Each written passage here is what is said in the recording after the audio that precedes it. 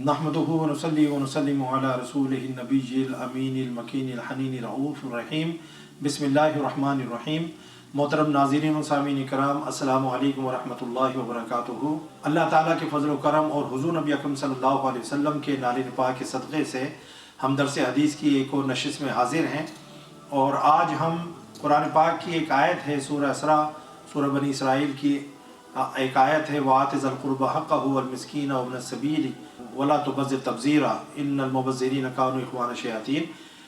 इस आयत की हज़रत अब्दुल्लाह इब्न अब्बास रज़ी अल्लाह ताला अन्हु ने जो तफसीर की है, इमाम बुखारी अपनी किताब अल अदबुल मुफ़रद में रिश्तेदारों के हुकूक़ के हवाले से इस तफसीर को लेकर आए हैं। और इसके ज़रिए से आपने इस चीज़ को वाज़े किया है कि अगर इंसान के पास माल हो तो उसका रवैया अपने रिश्तेदारों के साथ कैसा होना चाहिए, और अगर माल ना हो तब भी जो है रिश्तेदारों के साथ किस तरीक़े से हुस्न सलूक करना चाहिए। अगर आपने किसी को इनकार भी करना है तो उस इनकार की सूरत कैसी होनी चाहिए। बाज़ औक़ात हम देखते हैं कि जब किसी के पास कुछ नहीं होता तो कोई अगर उससे सवाल कर ले, कोई उससे मांग ले, कोई उसके पास आ जाए अपनी हाजत को लेकर, तो वो उसको चिढ़कर इतने बुरे तरीक़े से डांटता है या उसको झड़कता है कि वो शख्स जो है अपना सा मुँह लेकर रह जाता है। तो ऐसी चीज़ जो है वो दुरुस्त नहीं है। इस्लाम इस किस्म की हमारी तरबियत नहीं करता, ना ऐसे अखलाक हमें सिखाता है। तो दोनों सूरतों में, जब आपके पास माल हो तब भी और माल ना हो तब भी, किस तरीक़े से हमने अपने रिश्तेदारों को फेस करना है, उनके साथ हुस्न सलूक करना है, इसका जो है अल्लाह ताला ने हमें बयान फरमाया। और इसकी तफसीर हज़रत अब्दुल्लाह इब्न अब्बास रज़ी अल्लाह ताला अन्हु ने की। तो अन इब्न अब्बास रज़ी अल्लाह ताला अन्हु क़ाल व आति ज़िल क़ुरबा हक़्क़हु वल मिस्कीन व इब्न सबील क़ाल बदअ फ़अमरहु बिऔजबिल हुक़ूक़। हज़रत अब्दुल्लाह इब्न अब्बास रज़ी अल्लाह ताला अन्हु अल्लाह ताला के फरमान व आति ज़िल क़ुरबा हक़्क़हु वल मिस्कीन व इब्न सबील की तफसीर करते हुए कहते हैं कि अल्लाह ताला ने जो सबसे पहले और सबसे ज़्यादा वाजिब हुकूक थे, अल्लाह ताला ने उनका हुक्म फरमाया। यानी कि अल्लाह की जो तौहीद है और वालिदैन से हुस्न सलूक, ये सबसे पहले थे। क्योंकि अगर अल्लाह ताला हमारा खालिक है, वो हमें पैदा करता है, तो हमारी पैदाइश का ज़रिया वालिदैन बनते हैं। अगर अल्लाह ताला हमारी परवरिश फरमाता है, वो रब्बुल आलमीन है, तो उस परवरिश और तरबियत का ज़रिया हमारे वालिदैन बनते हैं। इसलिए अल्लाह ताला ने हर जगह जो है अपने साथ वालिदैन का तज़किरा फरमाया। और कुरान पाक में अल्लाह ताला ने इरशाद फरमाया, अनिश्कुर ली वलिवालिदैक, मेरा शुक्र अदा करो और वालिदैन का शुक्र अदा करो। क्योंकि वालिदैन को कई जहतों से अल्लाह ताला की फ़ात के इजहार का मौका मिला है। यानी कि सिफ़त खालिकियत अल्लाह की है, सिफ़त रबूबियत अल्लाह की है, लेकिन उसका सबब जो है दुनिया में अल्लाह ताला ने वालिदैन को बनाया है। तो सबसे पहले तो वालिदैन का अल्लाह का हक़ है, उसके बाद वालिदैन के साथ हुस्न सलूक करना है।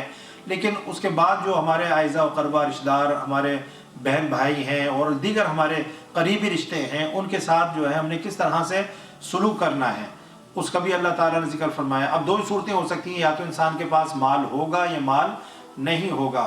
तो दोनों यानी सूरतों में अल्लाह ताला ने हमें बता दिया है कि हमने किस तरह का रवैया अपने रिश्तेदारों के साथ इख्तियार करना है। तो माल की सूरत में तो अल्लाह ने फरमाया व आति ज़िल क़ुरबा हक़्क़हु वल मिस्कीन व इब्न सबील, कि जो आपके करीबी रिश्तेदार हैं उनको उनका हक़ जो है वो दे दो, मिस्कीनों को उनका हक़ दे दो, और जो मुसाफिर हैं उनको उनका हक़ दे दो। तो इस आयत से हमें पता लगा कि जो हमारा माल है वो सिर्फ हमारा नहीं है। ये नहीं कि सिर्फ हम अपने ऊपर उसको खर्च करें, बल्कि अपने ऊपर खर्च करने, अपनी ज़रूरियात को पूरा करने के बाद जो माल बच जाता है, उस माल में हमारे दीगर जो प्यारे हैं, मोहब्बत करने वाले हैं, हमारे अज़ीज़ रिश्तेदार हैं और गरीब हैं, उनका भी हक़ है। कुरान पाक में अल्लाह ने फरमाया वफ़ी अम्वालिहिम हक़्क़ुल लिस्साइल वल महरूम, कि उनके मालों में हक़ है साइलीन का भी, और जो महरूम यानी लेस अपॉर्चुनिटी वाले जो लोग हैं, उनका हक़ अल्लाह ताला ने हमारे माल में रख दिया है। हज़रत अब्दुल्लाह इब्न अब्बास रज़ी अल्लाह ताला अन्हु जो फरमाते हैं कि वअल्लमहु इज़ा लम यकुन इंदहु शैउन कैफ़ यक़ूल फ़क़ाल व इम्मा तुरिदन्ना अन्हुम इब्तिग़ाअ रहमतिन मिन रब्बिका तर्जूहा फ़क़ुल लहुम क़ौलन मैसूरा। तो माल होने की सूरत में तो मैंने बता दिया ना कि करीबी रिश्तेदारों को उनका हक़ दे दिया जाए, मिस्कीनों को, गरीबों को, मुसाफिरों को उनका हक़ दे दिया जाए। یہ تو مال ہونے کی صورت میں. اب مال اگر نہیں ہے تو پھر کیا کیا جائے؟ اس کے اوپر جو ہے یہ ہے کہ اللہ تعالیٰ نے فرمایا کہ اور یہ تعلیم دی ہمیں کہ اگر تو اپنے رب کی رحمت یعنی روزی بھی اللہ کی جو رحمت ہے، اس کی نعمت ہے، اس کو تلاش کرنے کی وجہ سے ان عزیز و اقارب سے اعراض کرے یعنی منہ موڑے، تو فرمایا کہ پھر اس صورت میں تو ان سے فَقُلْ لَهُمْ قَوْلًا مَيْسُورًا، تو ان سے نرم بات کہے. یعنی اب آپ کے پاس مال نہیں ہے، آپ ان سے جان چھڑا رہے ہیں، اعراض کر رہے ہیں، تو مال نہ ہونے کی صورت میں آپ ان سے اچھی بات کہیں. اور وہ اچھی بات کیا ہے؟ عِدَةً حَسَنَةً كَأَنَّهُ قَدْ كَانَ وَلَعَلَّهُ يَكُونَ إِنشَاءَ اللَّهِ، یعنی ان سے کہیے کہ انشاءاللہ کوئی صورت نکل آئے گی تو پھر ہم آپ سے تعاون کریں گے. ایسی بات نہیں ابھی نہیں ہے، ٹھیک ہے، لیکن جب کوئی صورت نکل آئے گی، کچھ میرے پاس آئیں گے تو آپ فکر نہ کریں، پریشان نہ ہوں، میں حاضر ہوں، انشاءاللہ جو کچھ بھی ہوگا میں آپ کی خدمت کروں گا، میں آپ کے ساتھ تعاون کروں گا اور میں انشاءاللہ آپ کو مایوس نہیں کروں گا. تو اس طرح کی گفتگو کرنا اور اس طرح کے کلمات کہنا کہ جس سے آنے والے کی دل آزاری نہ ہو، اس کا دل نہ ٹوٹے، کہ ایک تو آپ نے اس کو دیا کچھ نہیں، پھر ایسے کلمات آپ اس کو جو ہے کہہ دیں کہ جس سے اس کی دل آزاری ہو اور اس کا دل ٹوٹے اور وہ مایوس ہو کر جو ہے آپ کے گھر سے لوٹے، تو ایسی چیز جو ہے نہیں کرنی چاہیے. تو مال نہیں ہے، ٹھیک ہے، آپ ان سے جو ہے نرم بات کہہ دیں. کیوں؟ کیونکہ اللہ تعالیٰ نے جو ہے ارشاد فرمایا کہ وَلَا تَجْعَلْ يَدَكَ مَغْلُولَةً إِلَىٰ عُنُقِكَ لَا تُعْطِي شَيْئًا، یعنی کہ اللہ تعالیٰ کا جو فرمان ہے نا کہ اور اپنے ہاتھ کو گردن سے باندھ کر نہ رکھ، اپنے ہاتھ کو گردن سے باندھ کر نہ رکھ. اس کا مطلب یہ ہے کہ ایسا نہ ہو کہ آپ اسے بالکل کچھ نہ دیں اور جان چھڑا لیں. تو اگر کچھ ہے تھوڑا بہت اپنی جان پر اظہار کر کے، اگر تھوڑا بہت کچھ ہے تو آپ اس کو دے دیں. اور اگر کچھ مالی طور پر تعاون نہیں کر سکتے تو اچھی بات ہی کہہ دیں. اچھی بات کہنا بھی صدقہ ہے.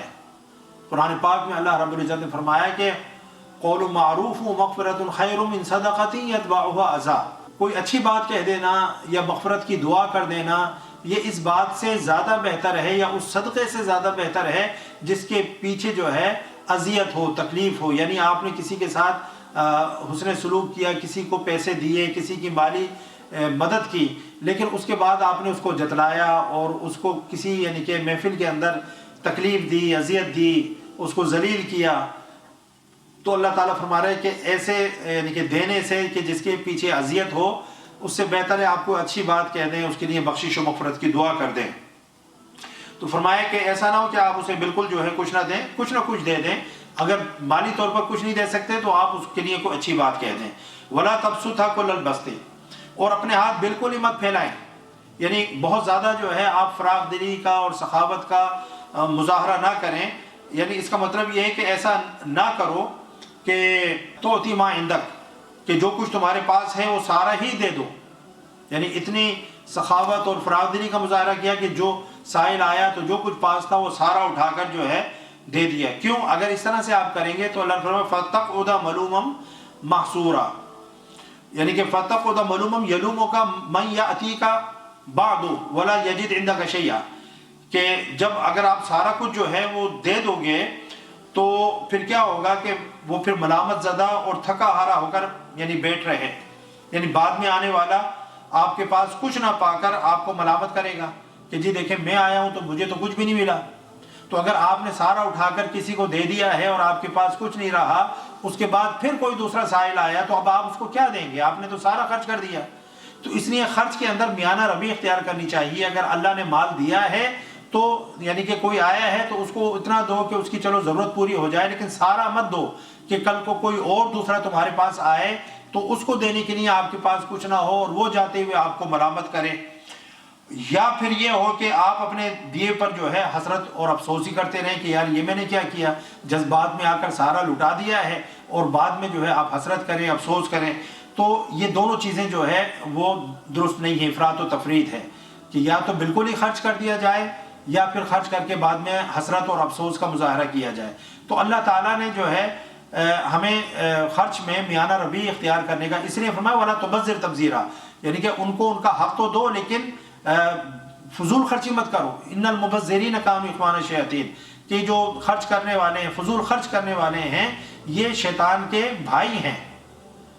تو خرچ کرنے کا حکم دیا ہے. فضول خرچی سے اللہ نے، اس کے رسول نے صلی اللہ علیہ وسلم نے ہمیں منع فرمایا ہے. ہماری طبیعت کے اندر، ہماری شخصیت کے اندر ہر چیز میں ایک بیلنس ہونا چاہیے، ایک موڈریشن ہونی چاہیے، اور اعتدال اور توازن ہونا چاہیے. ہم خرچ کریں اس کے اندر بھی، اور اگر خرچ کرنے کے لیے نہیں ہے تب بھی جو ہے اگر کچھ ہے تو وہ اس کو دے دیں، اور نہیں ہے تو زبان سے ہم ایسا قول اس کو کہہ دیں جس سے اس کی طبیعت خوش ہو جائے کہ بھئی آپ تھوڑا صبر کر لیں، انشاءاللہ جیسے ہی میرے پاس کچھ آئے گا تو اس سے میں آپ کی خدمت کروں گا. تو یہ رشتہ داروں کے حقوق ہیں جن کو پورا کرنا جو ہے اللہ نے ہماری ذمہ داری عائد کی ہے کہ ہم ان کو پورا کریں، اور کبھی بھی اپنے رشتہ داروں سے منہ نہ موڑیں، کیونکہ اللہ نے آپ کو دیا ہے، آپ پر احسان فرمایا ہے، تو اس نعمت میں آپ دوسروں کو شریک کریں. یہ بھی ہو سکتا تھا کہ جو حالت ان کی ہے اللہ تعالیٰ وہ حالت ہماری کر دے. ان اللہ یبسط الرزق لمن یشاء ویقدر، اللہ تعالیٰ جس کے لیے چاہتا ہے رزق کو جو ہے وسیع فرما دیتا ہے، جس کے لیے چاہتا ہے تنگ فرما دیتا ہے. یہ اس کی طرف سے جو ہے امتحان ہے، آزمائش ہے. وہ نعمتیں دے کر بھی آزماتا ہے، نعمتیں لے کر بھی آزماتا ہے. تو اگر اللہ نے ہم پر کرم فرمایا ہے، ہمیں مال کی دولت عطا فرمائی ہے، تو ہم اپنے اوپر خرچ کریں، اپنے بیوی بچوں پر خرچ کریں، اپنے ماں باپ پر خرچ کریں، اپنے عزیز و اقربا رشتہ داروں پر خرچ کریں، محتاجوں، مسکینوں، بیواؤں پر خرچ کریں، اور مسافروں پر خرچ کریں، دینی کاموں پر خرچ کریں. لیکن خرچ کرتے ہوئے ہمیں اعتدال اور میانہ روی کا مظاہرہ کرنا چاہیے. اللہ تعالی ہم سب کو دینی تعلیمات پر عمل کرنے کی توفیق عطا فرمائے. وما علیہ الا البلاغ. السلام علیکم ورحمۃ اللہ وبرکاتہ.